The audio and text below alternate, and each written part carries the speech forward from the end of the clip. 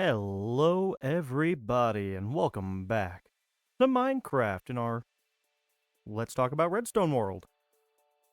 And today, as you can see, I brought over our build from last week and we've got some even more nonsensical stuff there to talk about, but we're going to start over here. And before we get into what we're talking about today, I am not going to be able to provide if this all works in Bedrock the same way this week. I'm having an issue with my Bedrock launcher.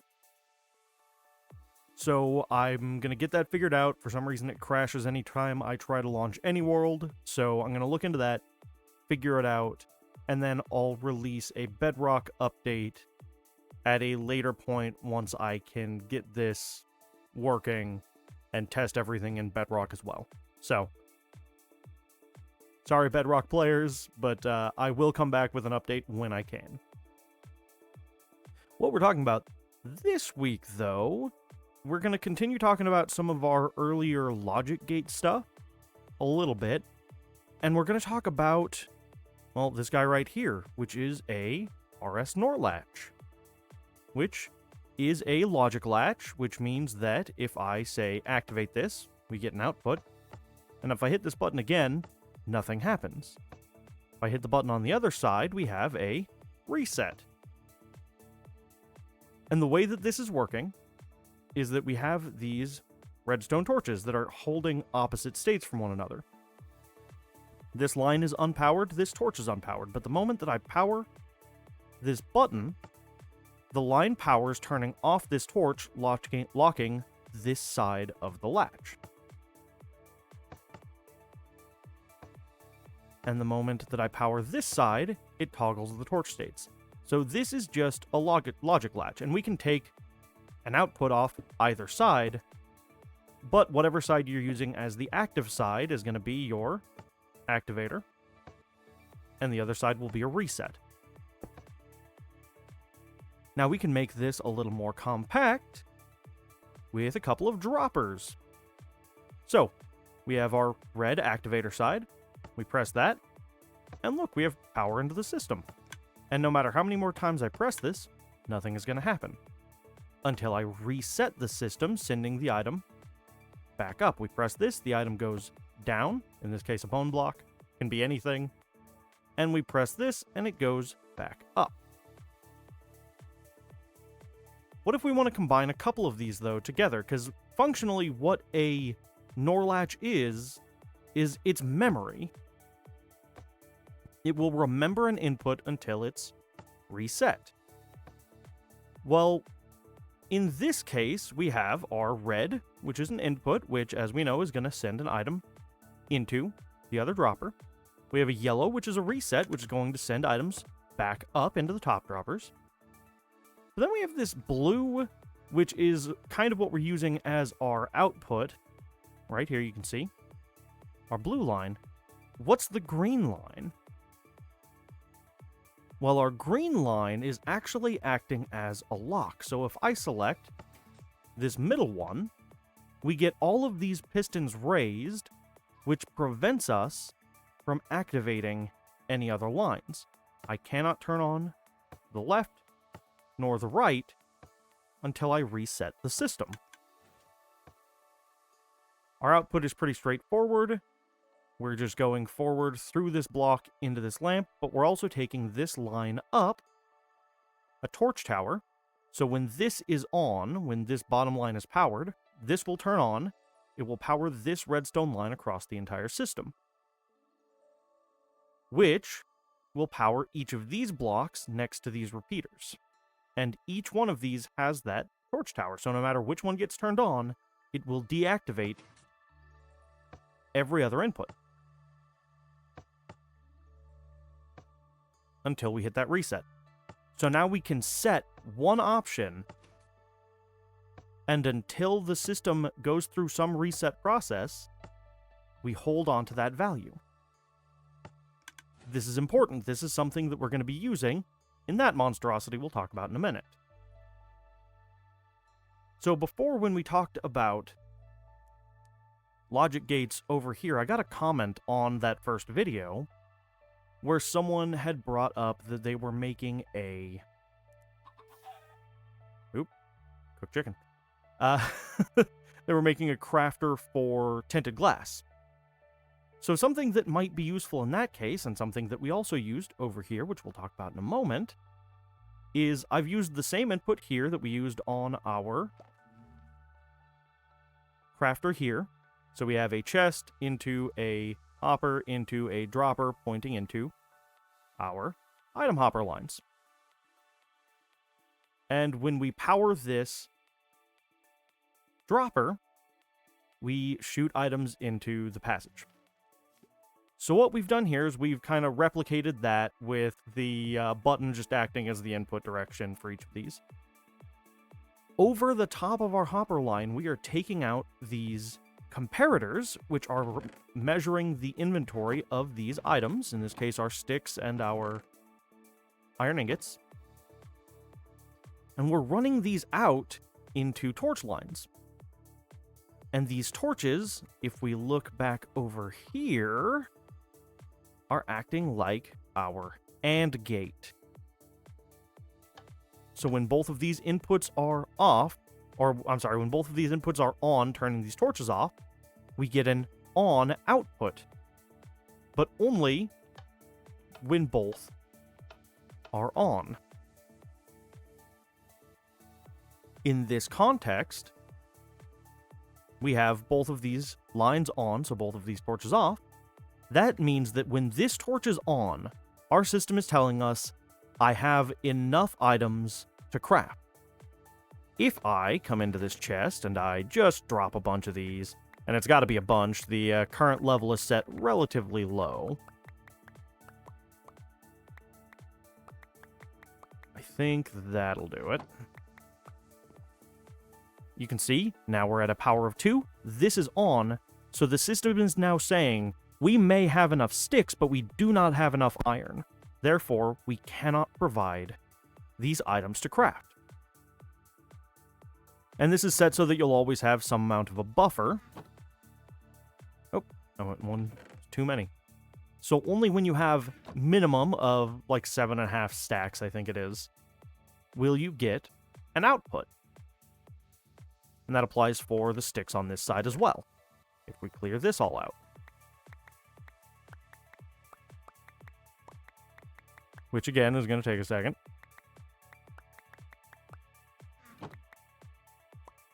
Once again, we have power of 2. System is saying we do not have enough, so this AND gate is not able to activate. So how can we practically apply this? Well, that's what I wanted to do with this monstrosity. So there were 2 issues that we talked about with this crafting system here. The first is that if I take items from the right and then move left, the system doesn't know how to handle that. And the second was that this will try to call for items even if there's no items. So, let's look at that first problem first. Here we have AND gates. But we have 2 AND gates. What's going on here? Well, here we have our lime line for iron and our dark green line for sticks. And we have an orange line saying we have everything we need to craft these items. What's the blue line? Well, we have our gray line, which is planks. And our lime line, which is iron ingots. And we're connecting those with another AND gate. Now, what is that going to? Well, if we follow this up here... Oop, wrong line. Though that is where our planks are coming from, so actually we can just follow that. It comes back to this center module here, which is crafting shields. Now, the timing on shields was a little bit quirky because you've got to... Well, I'll show you why. We come back over here. We have our shields coming out right here, and our iron coming out way over here. So we've got 1, 2, 3, 4, 5 hoppers worth of space. So we have to send our first plank give about 6 ticks of delay so that our plank will be here, shoot an iron out so that it'll be right behind, then send the rest of our planks. If we send our planks too soon, they'll get in the way. If we send our iron too soon, it'll wind up first into our storage. We don't want that. So if I take one of these out real quick, by real quick I mean it'll take a minute, we should see in just a moment, I'm going to get a drink real quick while we wait, that these come in the correct order and eject out. But there's a little bit of a weird delay there between the iron and the next plank. I found that the way that I had to buffer it to get the items to come through at the right pace required a little bit of adaptability there. So I guess the other question is, why did I put this one in the middle? Mostly to prove that you could, I'll be honest. Here we have swords, on the right we have picks, and here in the middle we have shields. And I did this to be intentionally complicated, but as you can see, our orange line, our AND gate for sticks and iron, and our blue line, our AND gate for planks and iron, run kind of in parallel here, and snake over and under each other as necessary, switching places to inform these systems. So we have one AND gate here, saying we have enough of material A and material B, activate the system, or in this case, material A and material B, activate this system. We're running these into a second AND gate. So we're taking our signal up along the yellow as we normally would, into a torch here, which is powering this block here. We have a line off our AND gate here. So this becomes an AND gate input. When we have enough materials, this will turn off. And when we need an item, this will turn off, activating this torch here. So now we're using two AND gates. The first AND gate is saying we have enough materials. The second AND gate is saying we have enough materials and we need to craft this item. And only when both of those are true can this make a system call. So that's the first change that we've got in this. Those orange and blue lines kind of snaked around, and we could make these a little bit more obscure. They kind of drop in at head height here. We could have gone over, we could have done a couple of other things, but this is just some, spaghetti to prove a point. For the moment, at least. But each and every one of these will work. And will only work when we have enough items. So if I take our iron stores here, and again, I just decrease this. As you can tell, I've been testing the system a lot just to make sure that everything was as stable as could be expected. So if I do this, what we now have is we don't have enough iron, which means that neither of these systems is allowed to be on. So even if I take a sword out of this system, this turns off, but this remains on.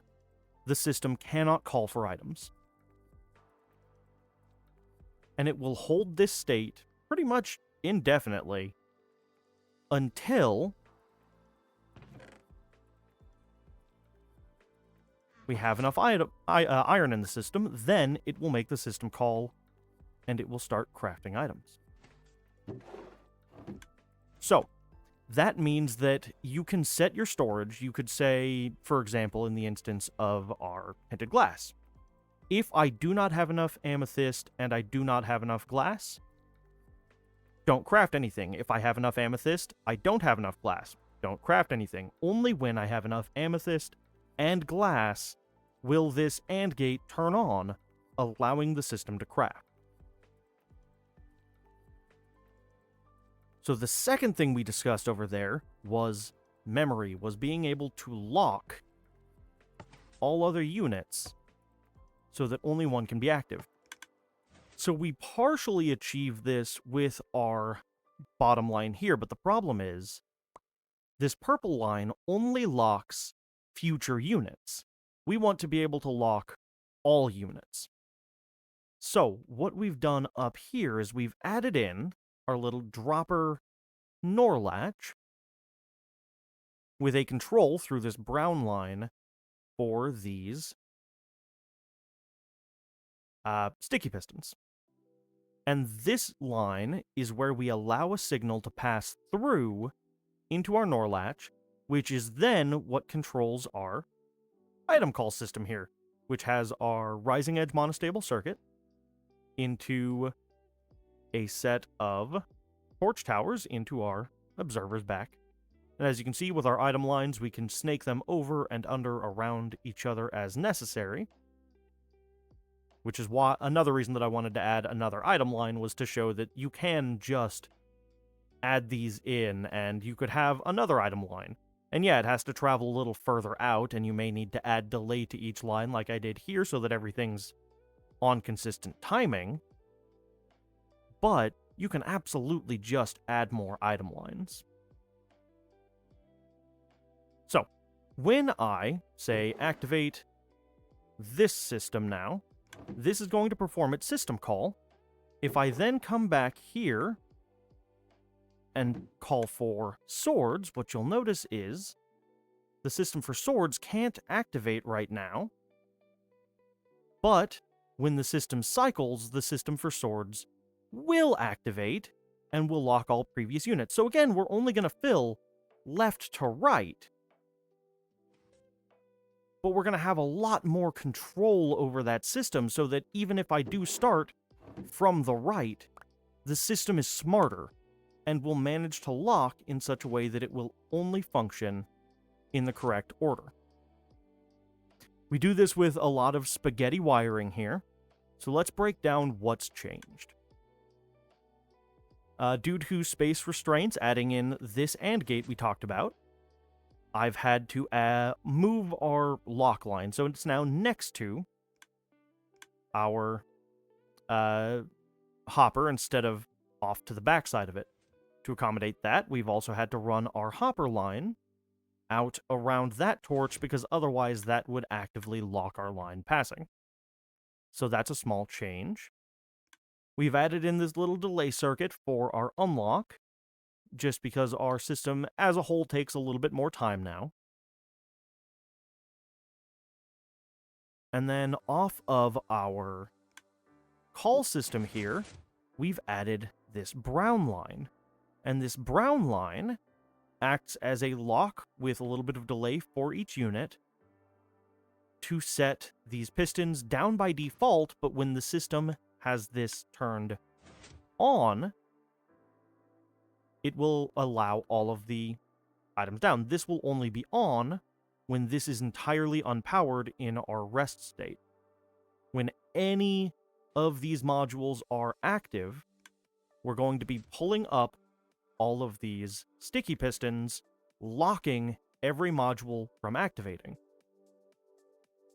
Off of our Nor latch, we're taking a bonus output. So this runs to our lock down below.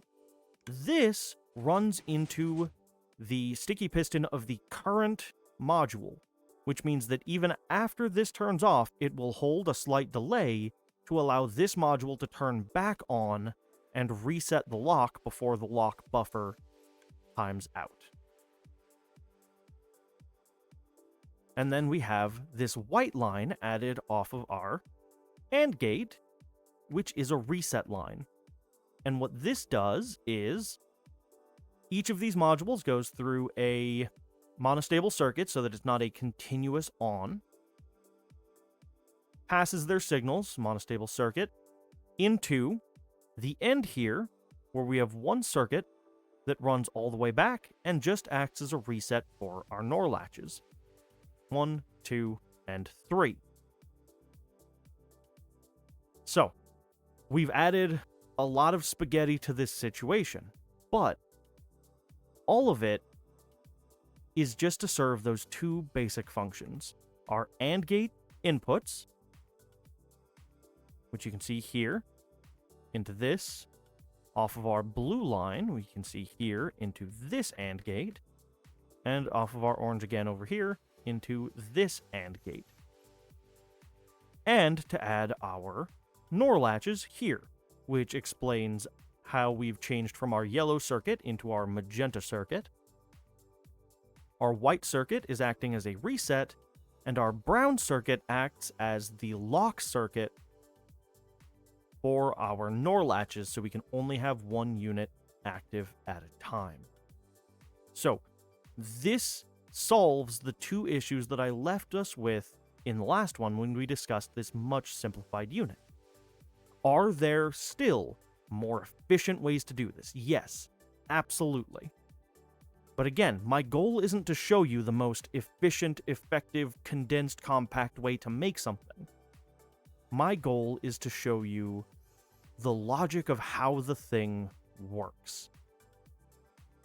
To give you ideas of how you can build what you want to build using the fundamental logic of Redstone. And yeah, this is complicated to look at, but it's only complicated to look at when you look at it as a whole.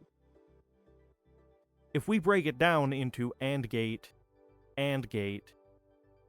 and the output lines from those AND gates, that's easy. If we say our cyan circuit here is just a circuit to fire a crafter, that's easy. If we say this is a decay clock that acts as a reset, that makes sense. We've talked about this in the last one. That's all it's doing. This is a decay clock running as a reset. Our purple line down below is just locking future units, preventing future lines from being active when a prior line is active.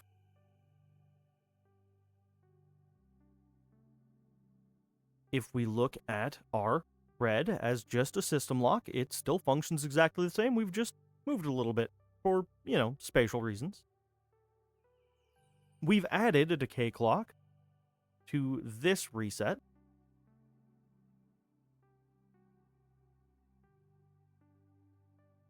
We have kept our call system exactly the same. We've just moved it to be behind a Nor Latch, which looked at by itself is pretty straightforward. Power on, reset off. And that's all these are doing, is power turns on our call function, and the reset turns off our call function.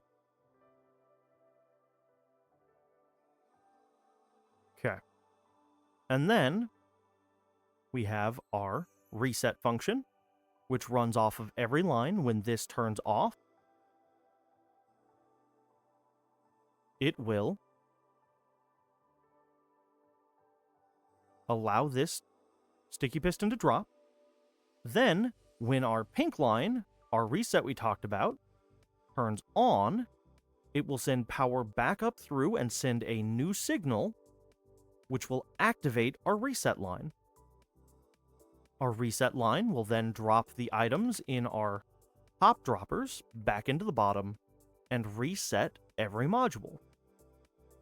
Our brown line is making sure that all of these sticky pistons that block the NOR gate inputs are lifted when a module is active, except for the sticky piston for the active module.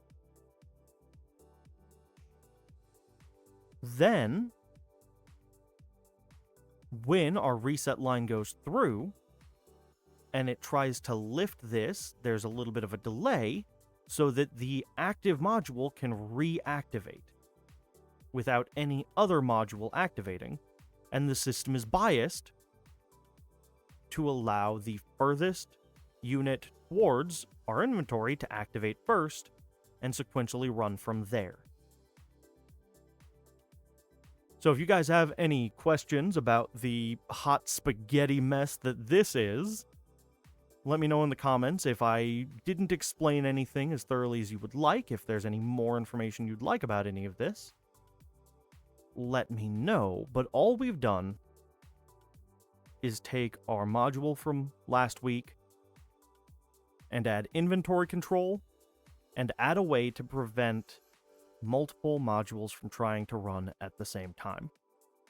And we'll probably be setting this aside for now to look at some other interesting Redstone features and applications, some other binary logic, and some ways that we can implement it, both in interesting survival mechanisms and also in some sort of less necessary alternatives that we can use as well. So, if you have any questions, please leave them in the comments. I would love to be able to provide any information I can. And with that, thanks so much for coming along on the adventure, and I will see you in the next one. Bye bye.